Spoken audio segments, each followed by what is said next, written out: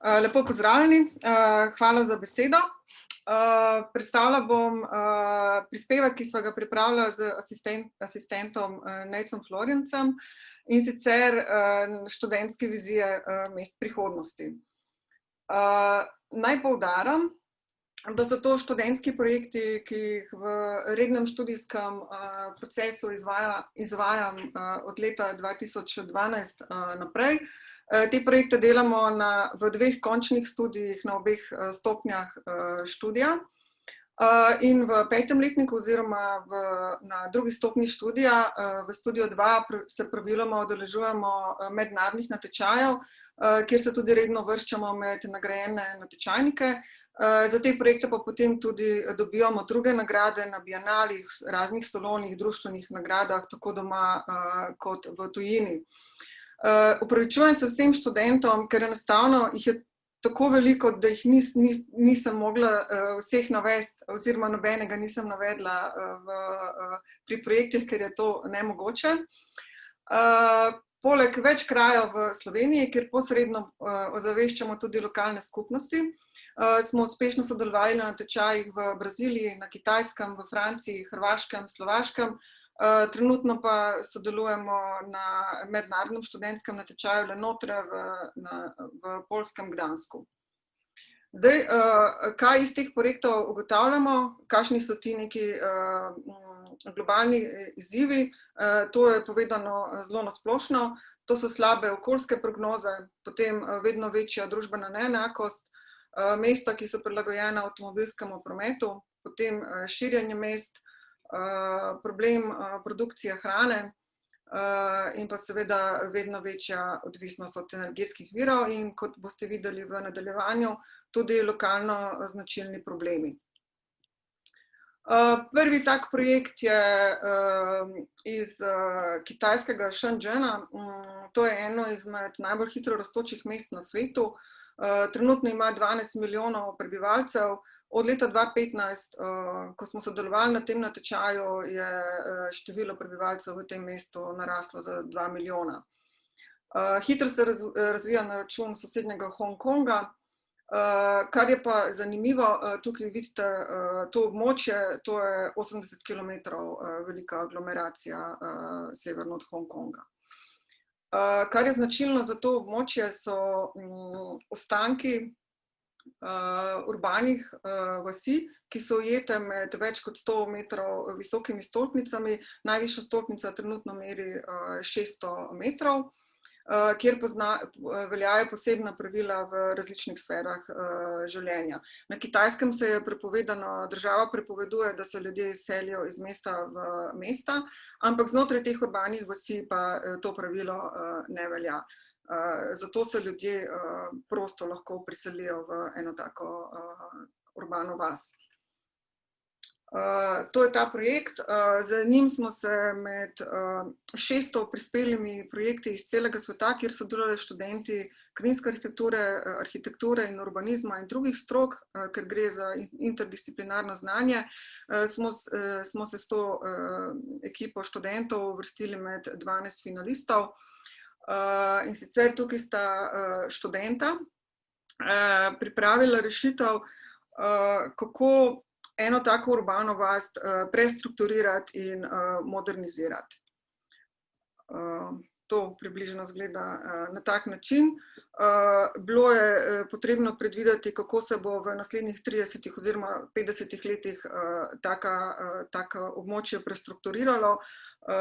Bile so narejene prognoze demografske, število prebivalcev in pa tudi, kako se bo zeleni sistem razvijal. V to pa je bilo vključeno tudi, kako se bo gospodarstvo razvilo, kako bodo ti socialni stiki med prebivalci nastajali, ki se bodo priseljevali, in razvit je bil tudi en model stavbe, ker je pač značilno za ta območje, da se vedno priseli nek reven sloj oziroma posameznik, za katerim pride tudi njegova preostala družina, in to pomeni posebno prilagajanja stanovanj oziroma teh naselij, ki pač iz neke potrebe majhnega stanovanja pride v potrebo večjega stanovanja, in pa potem tudi zagotavljanje vseh družbenih funkcij. Toliko na hitro. Naslednji natečaj je enaka vrsta natečaja. Naj omenim, da so to eni najbolj prestižnih študentskih natečajev na svetu, ki se ga udeležujejo večina prestižnih univerz, od Harvarda, Toronta, švicarskega Züricha. Ta je potekal v São Paulo, ki je največje mesto na južni polobli z tudi 12 milijoni prebivalcev. Kar je zelo značilno za to mesto, je ekstremna družbena segregacija. Dokler niste v enem takem mestu, si tega pač enostavno ne morete predstavljati, dokler tega ne vidite. Potem zelo slabi okoljski indikatorji in pa ogromen delež pozidanih in pa odprtih grajenih površin. To pomeni, da imajo zelo velike težave zaradi poplav meteornih voda. Mesto je zasičeno z avtomobili in pa z transportom hrane, ki jo je treba pripeljati do cilja. To je območje predstavlja območje obdelave, to je približno veliko po dolžini 3 kilometre, predstavlja prestrukturiranje velike, ogromne živilske tržnice, to je večja površina kot je BTC. Na ključno vprašanje, na katero smo odgovarjali, so vpliv regionalnega in pa lokalnega okolja na razvoj nekega takega območja. Potem zelo pomembno, kako integriramo promet in pa javni prostor, potem kakšno je življenje v mestu, ekonomija in pa ustvarjanje delovnih mest,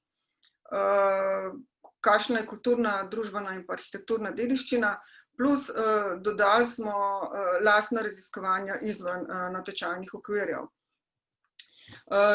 Na tem natečaju je sodelovalo 200 študentskih ekip.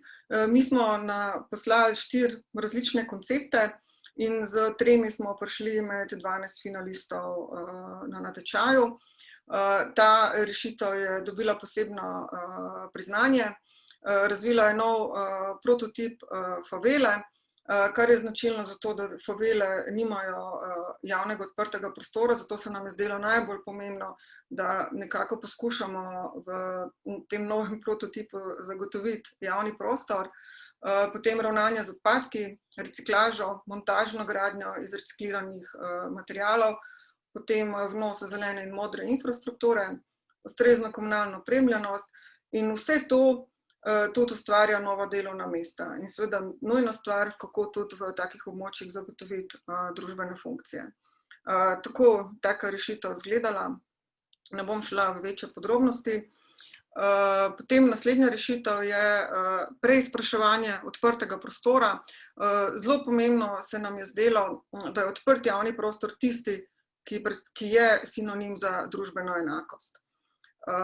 In potem v nadaljevanju, da je tesna povezava med prostorskim in pa družbenim vidikom odprtega javnega prostora, ker prednosti in slabosti prvega vplivajo tudi na drugega. Ne bi šla v večje podrobnosti, ker mi bo časa zmanjkalo, ampak tako je potem to izgledalo, res zelo poglobljeno preizpraševanje in pa rešitev natečajna. Bila je nagrajena s potovalno štipendijo. Potem naslednja rešitev za to območje je Urban Architecture.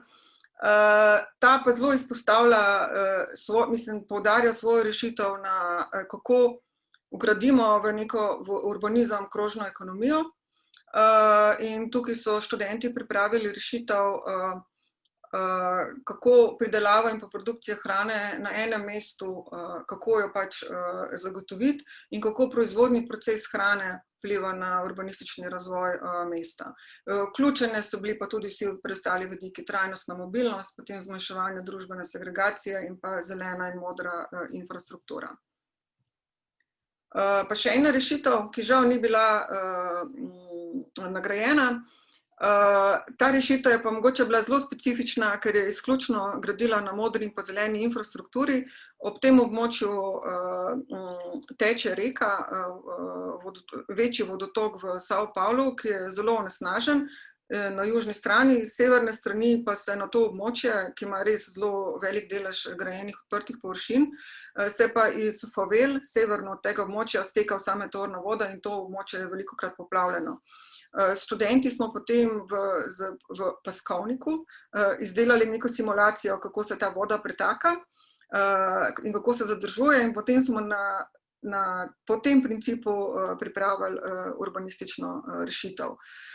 Res govorim zelo na splošno, ampak te rešitve grejo na koncu v take podrobnosti, ker ko je v času pripravljanja te rešitve bil recimo zelo na udaru virus Zika, so natečajniki potem tudi poiskali rešitev, kako lahko pač z eno tako rešitvijo tudi preprečujemo, da se ti komarji, ki prenašajo virus Zika, na tem območju zadržujejo. Naslednji natečaj je mednarodni študentski natečaj Le Notre v Zagrebu. Tukaj smo z dvema poslali 3 študentske rešitve in z dvema smo prejeli prvo in pa drugo nagrado v mednarodni konkurenci. Gre za območje južno ob Savi, južno od Zagreba. Najbrž ste vsi že zasledili, da se na tem območju, to je 30 km dolgo območje, in da se na tem območju načrtuje 10 hidroelektrarn in zaradi tega bodo sproščene površine, ki ne bodo več poplavne, in pritiska arabski kapital, da bi te površine pozidal. Enako se dogaja in se tudi že izvaja v Beogradu. Beograd na Savi. Zagotovo ste slišali za take smele projekte. Skratka, mi smo tudi... Se opravičujem, poskušaj povzeti. Ne bom šla v večje podrobnosti, kako smo iskali te rešitve. Mogoče je zanimiva ta druga nagrajena rešitev, ki eksplicitno se ukvarja s vprašanjem, kako prehod na obnovljive vire energije in pa energetsko samooskrbno mesto vpliva na prostorski razvoj mesta in kako pač vpliva tudi na njegovo podobo. Naslednji natečaj lani, Bratislava, z 3. nagrado. Ta rešitev v duhu današnjega časa išče pomen čezmejne krajine, ker je tukaj potekala železna zavesa. Na osnovi Senetova misli, da ograjevanje državnih mej predstavlja uničevanje samega sebe. Zato so študenti na podlagi zbranih podatkov z konkretnimi številkami, z močnim analitičnim in pa sinteznim delom pokazali, kako lahko obravnavano območje z medsebojnim sodelovanjem prebivalcev in pa različnih držav skrbi za samooskrbo ob hkratnem spoštovanju ohranjanja narave. In zaključila bom z Ljubljano, z BTC-jem. BTC smo raziskovali v 2 vzporednih študijih, v 5. in 3. letniku. Študenti 5. letnika so predstavili vizijo. Najprej smo seveda zelo temeljito preučevali BTC in odkrili, kot je bilo že povedano, da BTC predstavlja med drugim tudi največji toplotni otok v Ljubljani. Odkrili smo z analizami, da ima zastarelo infrastrukturo, tako prometno kot komunalno, potem, da je značilna zanj ekonomska sprejemljivost, potem specifičen prostorski red in pa pomanjkanje zelenih površin. Tukaj na desni so prikazani sistemi, na katerih smo gradili, spaj urbanizem oziroma zazidalna situacija, potem promet in pa zelo pomembno zelena in pa modra infrastruktura. To smo predstavili z kratkoročnimi in pa dolgoročnimi cilji. Spodaj vidite različne sisteme. Prvi sistem tukaj predstavlja dostavo, energetiko in pa komunalno infrastrukturo, potem drugi prometno infrastrukturo, vodni sistem in pa zeleni sistem. To je zelo povzeto, zelo nasplošno. Ti projekti so res bili zelo podrobni, natančni in temeljito obdelani.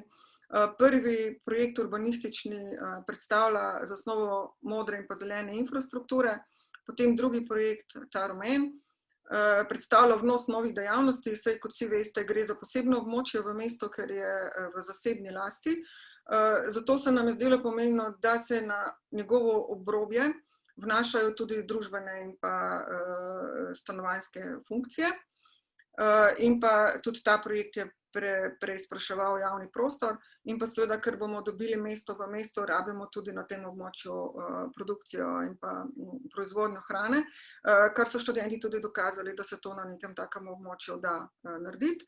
Pa še zadnja so pa projekti, ki so narejeni na teh urbanističnih zasnovah, so pa projekti bili narejeni v 3. letniku, kjer so študenti za severni rob, potem za južni rob, za posamezne parke, strehe in pa posamezne ulice izdelali projektne rešitve. Za konec, kaj smo ugotovili, da moramo upoštevati pri našem načrtovanju družbeno enakost, potem integracijo odprtega javnega prostora in pa prometa. Potem v mesta je potrebno vnašati več zelenih površin oziroma mesto ozelenjevati. Pri tem se moramo zavedati inkluzivnosti zelenih površin in odprtega javnega prostora. Skrbeti moramo za produkcijo lokalno pridelane hrane in pa delati na zmanjševanju porabe energije na račun javnega transporta in pa vnosom zelenih površin in mestnega drevja. Zdaj, na območju Slovenije je mogoče ta vrstni red malo drugačen, še zadnji slajd. V naše mesto moramo vnašati več zelenih površin, pospešeno delati na integraciji odprtega prostora in prometa, zmanjševati moramo porabo energije, s tem, da povečujemo zelene površine, skrbeti moramo za samozadostnost na področju pridelave hrane. Čeprav smo bivša socialistična država, se družbena enakost pri nas hitro razgrajuje.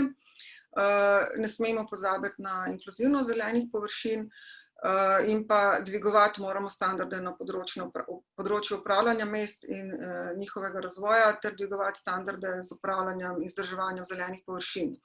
Za konec bi pa samo poudarila, da sem predstavila le izbor študentskih projektov in da ti uspehi niso povezani samo z mojim in pa asistentovim delom s študenti, ampak zelo pomembno tudi s predhodnim in pa sporednim delom vseh profesorjev na oddelku za krajinsko arhitekturo, saj gre za izrazito interdisciplinarno znanje, kjer študente naučimo sposobnosti prepletanja različnih znanj. Pomembno pa je izpostaviti tudi to, da se s temi nalogami in pa mednarodnim priznanjem v zadnjem letniku šolanja študenti aktivno seznanjajo z realnimi problemi in stopajo na pot odgovornih ustvarjalcev prihodnosti, zelo dobro opremljeni z znanjem.